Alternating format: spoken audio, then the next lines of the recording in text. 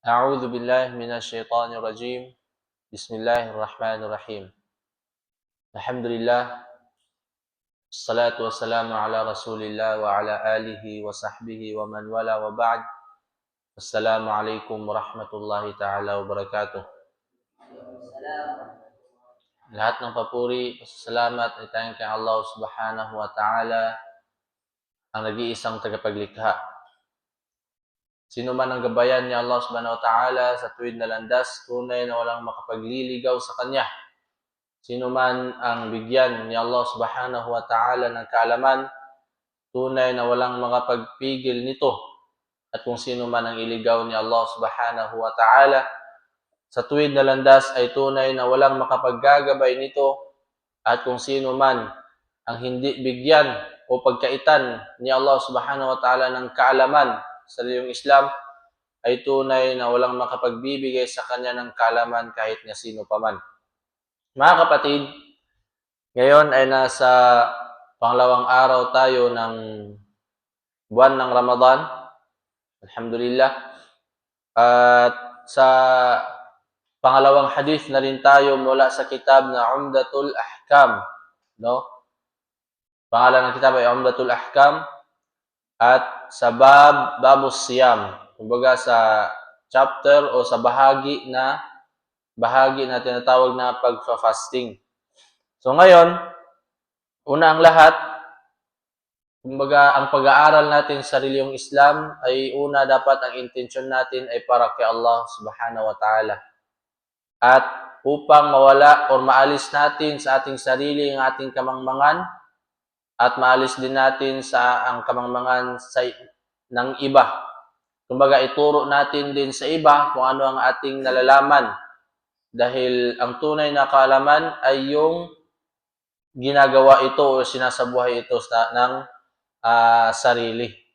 So, ang pangalawang hadith, or imuraja muna natin, kumbaga, atin mo nang balikan yung unang hadith na ating nakuha, na, ano yun bro Ahmad? Unang hadith na ating nakuha? Ang hadith tungkol sa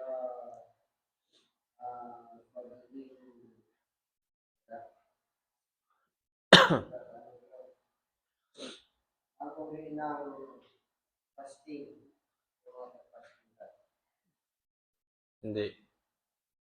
Ang hadith yun, ang pinaka hadith nga atong gikuhaan o mga lessons. Anong nasa taas?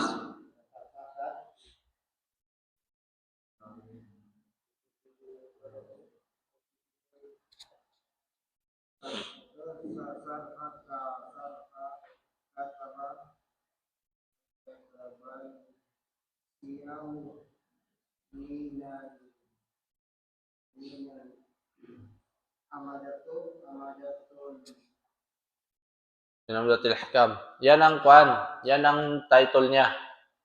Sali. Ano ang hadith na atin nakuha? Yung ba, ano lang?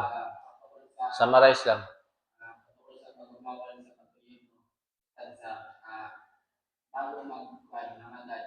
Bago mag-Ramadan, bawal mag-ayuno ng isang araw o dalawang araw. Maliban na lang kung tama to ay palagi na ayuno ng mga sunna. Maliban na lang kung ang kanyang ayuno ay parang ayuno ni Daud alayhi salam, na fasting siya ngayon, bukas break na naman. Tapos susunod na araw, fasting na naman siya. Sinabi din ni Propeta Muhammad na kapag gumitna na ang Sha'ban, ang buwan ng Sha'ban, kapag nasa gitna na, dumating na sa 15 days, kung malahati na ba, huwag na kayong mag-fasting, sabi niya. Pala tasumo, huwag na kayong mag-fasting. Okay. So ngayon, ang pangalawang hadith na ating makukuha sa ating programa na ito, عن ابن عمر رضي الله عنه قال سمعت رسول الله صلى الله عليه وسلم يقول إذا رأيتموه فصوموه وإذا رأيتموه فافطروا فإن غم عليكم فاقدروا له متفق عليه. Pwede pakibasa bro, Jory, sa meaning. Tagalog. Kapag nakita ninyo ito, buwan, pag-ayuno kayo, at kapag nakita ninyo ito, ngunit itigil ninyo ang pag-ayuno. At kung ito ay natatakpan sa inyo ng ulap, kung gayon ay kumpletuhin ninyo ang bilang nito. Masya Allah. So, kung makita ang buwan ng Ramadan, kung makita ng buwan ng Ramadan, kaya mayroon tayong tinatawag na moon sighting. Kumbaga, titingnan yung Ramadan kung makita ba. Kung titingnan yung buwan, kung makikita ba siya sa araw na ito, at kung makita siya, sabi ni Propeta Muhammad, pasumo, mag-fasting na kayo. At kung kapag umabot na, matapos na ang buwan ng Ramadan, malapit nang matapos, titingnan ulit yung buwan. Kung lumabas na ba o dumating na ba lumabas na ba ang bagong buwan. Bagong buwan, yung tinatawag na buwan ng Shawwal. Kung nakita na siya, kinabukasan nun ay mag-Eid na tayo. Kumbaga, festa na ng reliyong Islam. Unang festa ng reliyong Islam, ang Eidul Fitr. Ang Eidul Fitr. So, anna al-wajib ay yasumu li ru'yatil hilal wa ay yuftiru li ru'yatil hilal. So, ang kailangan natin, ang wajib sa atin, na kapag makita natin, kailangan talaga nating makita yung buwan. Kasi kung hindi natin makikita yung buwan, ang kasunod ng hadith, fa in ghumma alaykum, kung matabunan yung, halimbawa, maulap ang panahon. Maulap yung panahon. Kung maulap yung panahon, hindi mo talaga makikita yung buwan. Hindi talaga makikita yung buwan. Kaya yung sabi ni Propeta Muhammad, kumpletuhin nyo na lang na 30 days. Kumpletuhin nyo na 30 days at sa susunod na araw na kayo fasting. Sa susunod na araw na kayo mag-fasting. Kasi, yung pagtingin ng buwan sa ika-29 ng buwan. So, kasi ang buwan, kung hindi siya 29, 30 siya. Kaya titingnan siya sa 29, baka 29 yung buwan ngayon. No? Kung hindi siya makita at maulap siya, so gawin mong kumpletuhin yung 30 days yung buwan. Kaya nung nakaraan, kumbaga, nag-moon sighting sila at hindi nila nakita, so sa susunod na araw pa ang fasting. At kinumpleto na 30 days. Kaya nga may mga tao na hindi sila tumitingin sa buwan. Kumbaga meron silang kalendaryo na sa kanila lang. Kumbaga finix na nila yung kalendaryo, yung buwan. Kasi hindi naman ganoon pabago-bago kasi yun. Sabi ni Propeta Muhammad, pwedeng 29 at pwedeng 30, no? Kuha na lang kumbaga na kay Allah subhanahu wa ta'ala na yun kung gagawin niya bang 29 o gagawin niya bang 30. Pero yung ibang mga tao, kaya wag na tayong magtaka na maaga silang mag-umpisa sa pag-fasting kasi naka-fix na yung buwan nila. Hindi na sila titingin pa ng moon sighting. Hindi na sila magtitingin pa ng buwan kung lumabas na ba o hindi. Ang importante sa kanila yung kanilang kalendaryo na naka-fix na. Kaya may nauuna sa pag-fasting at may nauuna din sa pag-celebrate ng Eidul Fitr. Kaya mga 2 araw o 3 araw pa lang mag-celebrate na sila pero hindi pa tapos ang buwan ng Ramadan. At hindi yun pwedeng ganun.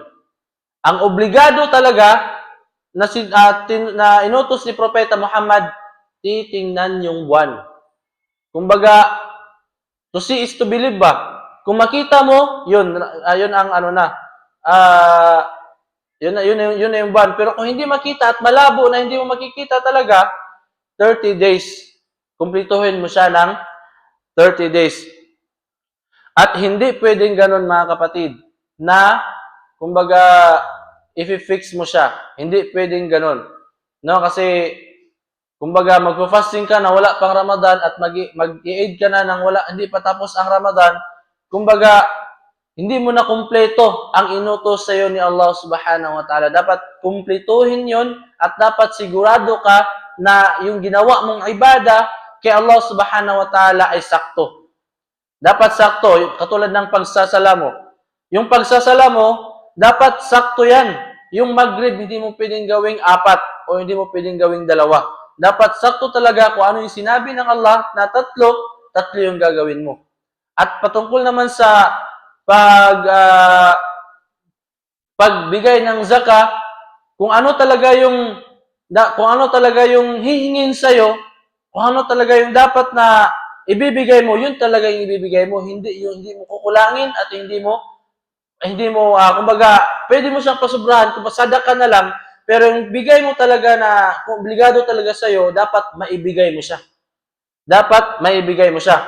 Tulad naman ng Hajj, kailangan mo talagang makumpleto lahat ng mga kailangan na gawain sa Hajj upang makumpleto mo yung Hajj. At kumbaga kung kulang, hindi yun matatawag na Hajj. Yung Umrah, kailangan mo talagang magtawaf ng 6 na beses. At doon naman sa sa'i ng 6 na beses, kailangan doon sa tawaf ay hindi mabatal yung wudu mo. Kailangan mo talagang gawin yun na hindi mabatal ang wudu mo. At doon naman sa sa'i, pwede namang mabatal yung wudu mo doon. Pero doon pa lang sa Kaaba, sa pag-ikot-ikot nyo doon, sa pagtawaf nyo doon, mabatal na yung yung wudu mo, kailangan mo magwudu. Pero kung ipagpatuloy mo pa rin na wala kang wudu, kumbaga sira yung ginagawa mo. So ngayon, sa buwan ng Ramadan, kung hindi natin kumplituhin ang sinugo ni Allah at ni Propeta Muhammad sallallahu alaihi wasallam, kumbaga sira ang ating Ramadan. Sira ang ating Ramadan.